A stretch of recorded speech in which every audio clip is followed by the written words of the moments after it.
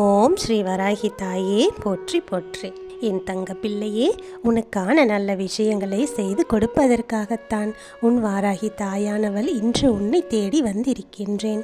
என்னுடைய குழந்தைக்கு உன்னுடைய மனக்கவலைகளும் உன்னுடைய வாழ்க்கையில் உன்னை சுற்றி இருக்கின்ற கஷ்டங்களும் தீரப்போகின்ற இந்த நேரத்தில் உன்னுடைய வாராகி தாயானவள் உன்னை சந்தித்து ஒரு முக்கியமான செய்தியை சொல்ல வந்திருக்கின்றேன்.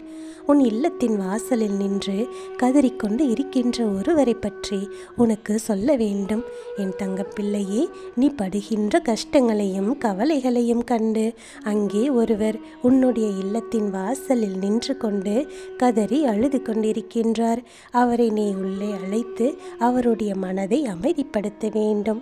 இல்லை என்றால் அவர் அழுவது உனக்கும் நல்லது கிடையாது, அவர்களுக்கும் நல்லது அல்ல. என் தங்கப்பிள்ளையே, இந்த வாராகி தாயானவள் உன்னிடத்தில் ஒரு செய்தியை கேட்கிறேன் என்றால் அந்த செய்திக்கு பின்னால் இருக்கின்ற நோக்கம் என்னவென்று நீ தெரிந்து கொள்ள முயற்சி செய்ய வேண்டும். உன்னுடைய தாயானவள் உன் இல்லத்தின் வாசலில் நின்று ஒருவர் கதறி அழுகிறார் என்று அத்தனை எளிதாக சொல்லிவிட முடியுமா? உன்னுடைய தாயே இதை கண்ணார கண்டு இது உன்னுடைய வாழ்க்கையில் நடப்பது நல்லதல்ல என்பதைத்தான் உணர்ந்து உன்னிடத்தில் இதை சொல்ல வந்திருக்கின்றேன். என் தங்கமே, சில விஷயங்கள் உன்னை சுற்றி நடப்பதை நீ அறியாமல் இருக்கின்றாய். அதைத்தான் உனக்கு நான் எடுத்து சொல்ல வந்திருக்கின்றேன். உன் வாசலில் சில நாட்களாக ஒருவர் வந்து கதறி அழுகின்றார். அதற்கு காரணம் என்ன தெரியுமா? ஒவ்வொரு கஷ்டங்களையும் அவர்களால் காண முடியவில்லை. அதாவது உனக்காக வேதனைப்பட்டு அவர்கள் அழுது கொண்டிருக்கிறார்கள். இவரை நீ உன்னுடைய இல்லத்திற்குள் அழைக்க வேண்டும். அதை எப்பொழுது அழைக்க வேண்டும், எப்படி அழைக்க வேண்டும் என்பதையெல்லாம் உன் தாயானவள் நான் சொல்கிறேன். அவர்களுக்கு நீ என்ன செய்தால், நீ எதை கொடுத்தால் அவர்களின் மனமானது சாந்தி அடையும் என்பதையும் உன் வாராகி தாயானவள் இன்று உனக்கு நான் சொல்லப் போகின்றேன். என் தங்க பிள்ளையே, அதையும் நீ நிச்சயமாக கவனமாக கேட்க வேண்டும். அப்பொழுதுதான் உன்னால் உன்னுடைய வாழ்க்கையினுடைய அர்த்தத்தை புரிந்து கொள்ள முடியும். வீட்டின் உள்ளே அடைந்து கிடந்து வெளியே நடக்கின்ற விஷயங்கள் எல்லாம் தெரியாமல் இருக்கின்றாய். இது போன்ற சில விஷயங்களை நீ நிச்சயமாகவே தெரிந்து வைத்திருக்க வேண்டும். உன்னுடைய எதிர்கால வாழ்க்கையும் இதில் அடங்கி இருக்கிறது என்பதையும் என் குழந்தையே நீ புரிந்து கொள்ள வேண்டும். என் பிள்ளையே, சில நாட்களாகவே உன்னுடைய வாழ்க்கையில் நடக்கின்ற பிரச்சனைகள் எதுவுமே உன்னால் சரி செய்ய முடியாததாகவே இருக்கின்றது. எத்தனை தான் நீ முயற்சி செய்தாலும் உன்னால் அதனை சரி செய்யவே முடியவில்லை. உன்னால் பழைய நிலைக்கும் வர முடியவில்லை. இத்தனை பிரச்சனைக்கும் என்னதான் தீர்வு இருக்கிறது என்று தெரியாமல் நீ தடுமாறிக் கொண்டு இருக்கின்றாய். நீ இப்படி நின்று கொண்டிருப்பதற்கு தீர்வாகத்தான் உன்னுடைய வீட்டிற்கு வெளியே நிற்பவர்களை நீ உன்னுடைய வீட்டின் உள்ளே அழைக்க வேண்டும். நீ எப்பொழுது அழைக்க வேண்டும் என்பதை பற்றி நான் உனக்கு சொல்லப் போகின்றேன். என் தங்கப்பிள்ளையே, உன்னுடைய வாழ்க்கையில் நடக்கின்ற பிரச்சனைகள் எதுவுமே உன்னால் சரி செய்ய முடியாததாக இருக்கின்றது அல்லவா? எத்தனை நீ முயற்சி செய்தாலும் உன்னால் அதனை சரி செய்யவும் முடியவில்லை என்ற கவலை உன்னை திரும்ப திரும்ப வாட்டி வதைத்து கொண்டிருக்கின்றது. உன்னுடைய இல்லத்தின் வாசலில் நின்று கதறிக்கொண்டு இருப்பவர்கள் வேறு யாரும் இல்லை. சமீபத்தில் உன்னை விட்டு பிரிந்து உன் வீட்டில் இருக்கும் ஒருவர்தான், அதுவும் வயது சற்று அதிகமான ஒருவர்தான். சிலருக்கு சிறு வயதில் இருக்கிறவர்களும் இறந்திருக்கிறார்களே என்று சொல்லுவாய். சிறு வயதில் இருக்கிறவர்கள் உன்னுடைய குடும்ப பாரத்தை தூக்கி சுமந்தவர்கள் அல்ல என்பதை நீ புரிந்து கொள்ள வேண்டும். உன்னுடைய இல்லத்தில் இறந்து போன ஒருவர் உன் குடும்பத்தை தாங்கி நிற்கின்ற ஒருவர்தான் உன்னுடைய இல்லத்தின் வாசலில் நின்று கதறி அழுகின்றார். அன்று என்ன பிரச்சனையாக இருந்தாலும் தனியாக நின்று சமாளித்த ஒருவர் இன்று அவர் இல்லாமல் தன்னுடைய குடும்பத்தில் இருக்கின்ற அத்தனை பேரும் படுகின்ற கஷ்டத்தை கண்டு மிகுந்த மனவேதனை பட்டு கொண்டிருக்கிறார். கொண்டிருக்கின்றார். சிறு விஷயத்தை கூட சமாளிக்க முடியாமல் நீங்கள் திணறிக் கொண்டிருப்பதை காண்கின்ற போது அவர்களுக்கு மிகுந்த மனவேதனை அளிக்கின்றது. அன்றே நாம் இவர்களுக்கு எல்லாவற்றையும் கற்றுக் கொடுத்திருக்கலாம். இந்த வேதனையை பற்றி, இதை கடந்து போவதை பற்றி என் குழந்தைகளுக்கு சொல்லிக் கொடுத்திருக்கலாமே என்றெல்லாம் அவர்களுடைய உள்ளமானது இப்போது பதைத்து கொண்டிருக்கின்றது. நீங்கள் படுகின்ற கஷ்டத்தை எல்லாம் காண முடியாமல் அவர்கள் கலங்கி போய் நிற்கின்றார்கள். என் தங்க பிள்ளையே, நீ எதற்காகவும் கஷ்டப்படாதே. அவர்கள் கவலைப்படுவதை பார்த்து நீ பயந்து விடாதே. நீ வேதனைப்பட்டு கொண்டிருக்கின்றாய். நீ அடைகின்ற மனவேதனையை பார்த்துத்தான் அவர் கஷ்டப்பட்டு கொண்டிருக்கின்றார். இந்த சூழ்நிலையினால் நம்மால் இந்த உலகத்தை விட்டு பிரிந்து சென்ற பிறகும் கூட இந்த சூழ்நிலையினால் நம்மை மறக்காமல் நமக்குரிய நல்ல முடிவை எடுக்க முடியாமல் அங்கும் இங்குமாக அலைந்து இருக்கின்றார்களே.